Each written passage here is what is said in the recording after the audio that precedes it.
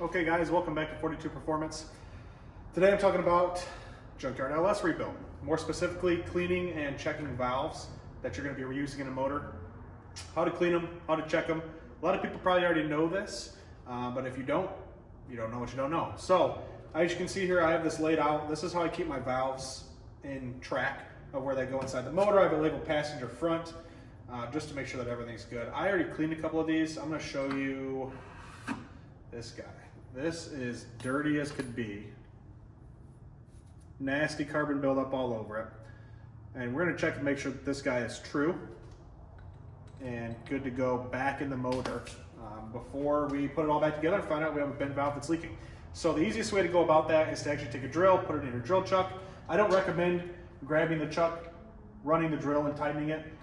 It's just a little safer to do it this way. It's hardened steel, obviously, but you can still mar up the shaft of this, and when you put it back in, you don't want it to wreck your valve guides. So all you're going to do is check it by spinning it on the drill. So you want to check down the shaft, then you want to check across the face of the valve. Make sure that everything looks good.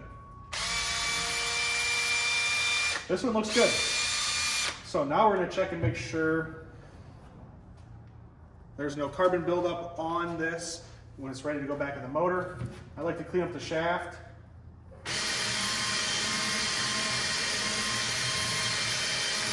The back face of the valve as well.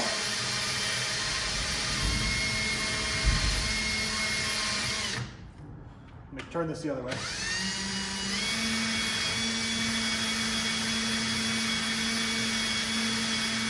Clean that up all nice.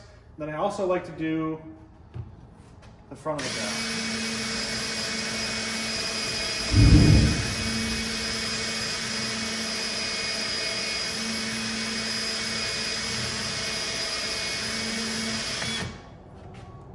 That is pretty. That is about as pretty as an LS junkyard motor valve that you're going to find.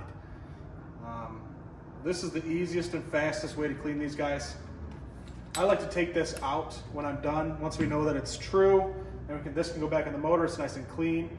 Take your Scotch-Brite and clean up the valve stem area as well. This can develop a nice razor sharp edge. I shouldn't say razor sharp, just enough to mess up your valve guides when you put them back in. You don't want to scratch those valve guides as much as possible. So I like to take Scotch-Brite as well and knock this edge down. Make sure that there's no sharp edges there. Give it one final check. All the sharp edges are gone. Make sure I didn't miss anything. And there's your valve.